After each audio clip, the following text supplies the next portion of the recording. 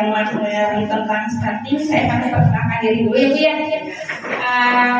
Perkenalkan, nama saya Sinta dari Prodi Dedik Pidana. Saya di sini bawa teman saya dari Prodi Dedik Pidana. Ada Bu Opa, kemudian ada Bu Dewi. Bu Dewi ini istri dari Pak Dewi. Mungkin langsung saja ya. Untuk stunting ini mungkin ada yang sudah tahu apa itu stunting? Adalah tumbuh dan kembang karena kurangnya gizi dan lingkungan yang kotor. Ya, betul ya. Ada tambahan dari siapa? Ada yang tahu juga tentang stunting?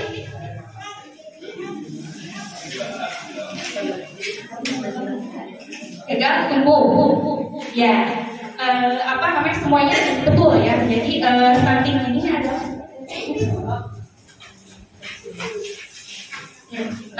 di sini ada definisi dari stunting. Stunting itu apa sih?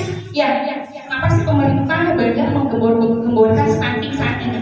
Ya, nah stunting ini tadi sudah ada yang mengatakan stunting itu merupakan kondisi gagal tumbuh. Tetapi gagal kondisi ini akibat ada berbagai faktor. Ya, di sini ada akibat kurang gizi. Ya, kurang gizinya tapi dalam jangka waktu lama. Kemudian karena paparan infeksi berulang atau karena kurangnya stimulasi. Ya, jadi ada berbagai faktor yang menyebabkan stunting ini. Ya.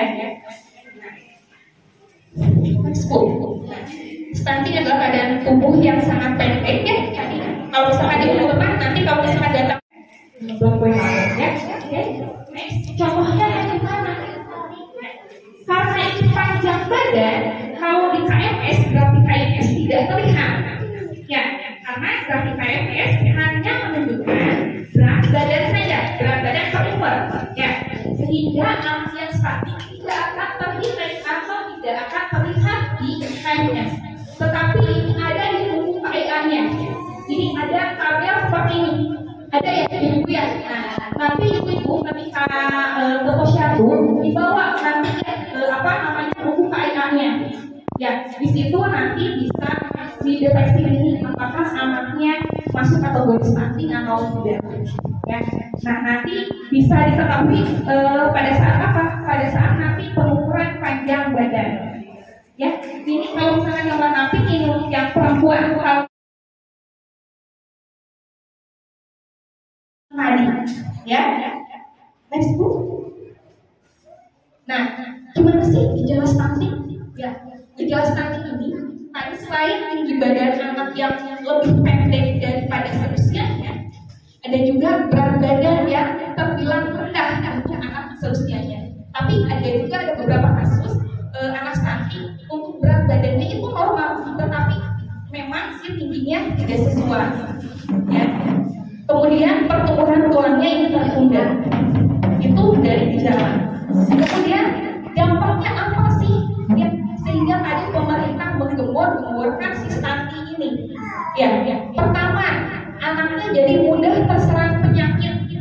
Jadi daya tahan tubuhnya turun sehingga anaknya mudah terserang penyakit. Kemudian kemampuan kognitif yang berkurang ini yang paling ditakutkan. Ya, pada anak-anak stunting. Ya, ini jadinya kenapa jadi perlindungan kemampuan kognitif kurang? Emangnya kenapa? Jadi kalau kemampuan kognitif kurang ini, jadi anak-anak Indonesia tuh IQ-nya lebih rendah.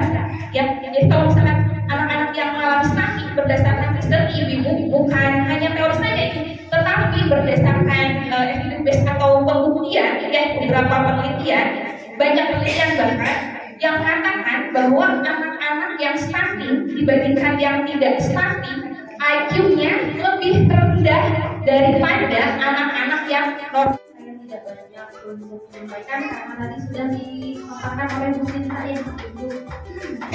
Saya ingin melihat pemahaman Ibu. Nah, tadi sudah dipaparkan kalau stunting itu apapun. Tadi jumlahnya itu ternyata banyak ya, masih banyak. Dari 4 anak